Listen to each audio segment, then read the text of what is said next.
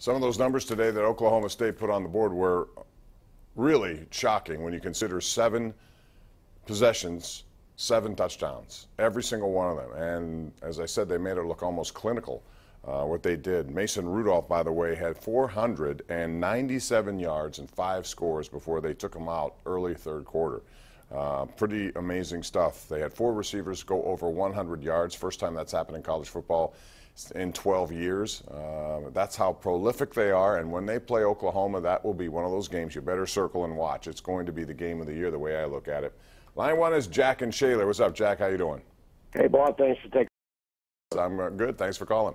Good. I'm a season ticket holder, but I was at the game today, unfortunately. I wasn't real upset because it just seems like you said earlier. It's been going on 3 years now, this defense. Narduzzi's trying to run. The problem is, back at Michigan State, he had 2 NFL cornerbacks.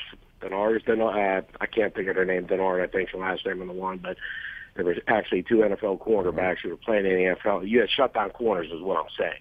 You don't have that here, but you don't have anything near that here. And he's still running the same defense. He's not making adjustments. It's like a free fall. I was like a grade school playing a high school today. That's the way I felt. It was like a jailbreak. When you watch the secondary, guys are running extremely free, wide open. Yeah. It makes it so back, especially one like this. I mean, you better make it tougher on him to put the ball in a smaller window. That was too big.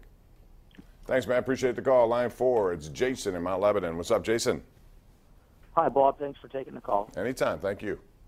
I'm a big Pitt fan, been for a long time now, but this is the largest fall off of talent at that university that I've seen in a long time. I don't know if they're going to win 6 games to become bowl eligible. I am really losing confidence in Narduzzi quickly. The lack of players that he's bringing in. The recruiting is the key.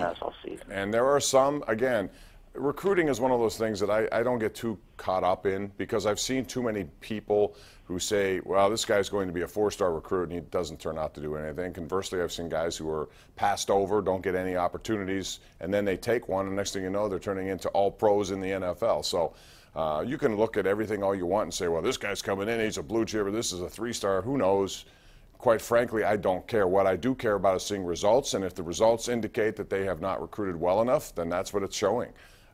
So all the recruiting experts who have all their opinions, that's all fine. That's the way it goes today. But you need to see what they can do when they get here, and right now there's not gelling. And you're right, they don't have a lot of answers right now from as I see it. They have younger people in position to grow within their system, I think. But, you know, how many of those guys are going to stand up this year and be difference makers for their team? That's what's going to be the problem, I think, going forward. But, again, the ACC Coastal, I think, is doable for them as long as they play better football, and I think they're capable of much better than they showed today. Let's go out to Greg in Jeanette. What's up, Greg? Not much, Bob. How you doing? I'm good, thanks. I just want to have a shout-out to Mr. Rutherford for the Penguins and bringing in Ryan Reeves. I think he's going to be a called hero once he gets in his first fight.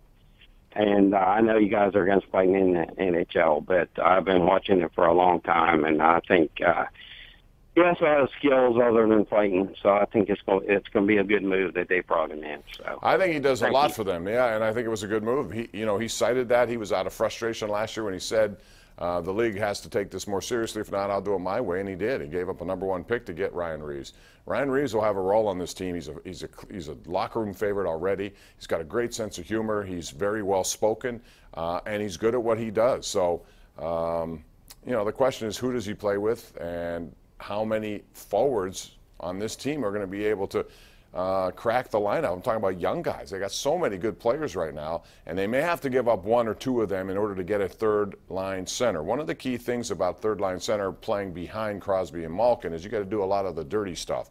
That is win face-offs, penalty kill, a lot of the stuff that you don't get a lot of recognition for. Bonino was real good at it. Matt Cullen was excellent at that sort of thing.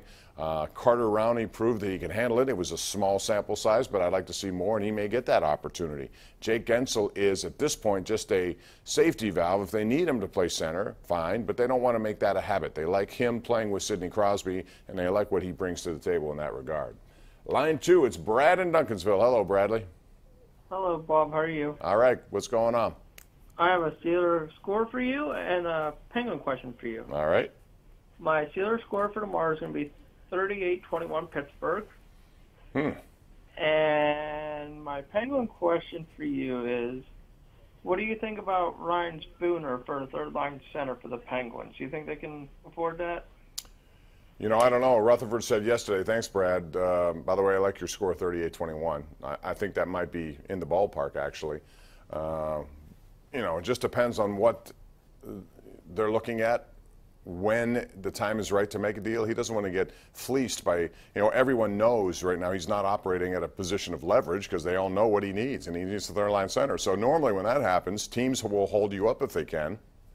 So, you know, they got a lot of interest, even on defense right now. You know, you'd like to see Derek Pouliot step forward at some point, just if no other reason, to give him some tradability, some stock. You know, maybe somebody would want to bring him on their team, but he needs to play a little bit more. But how does he crack the lineup right now when you have guys like Letang and Dumoulin, and then you have Ole Mata with Ian Cole.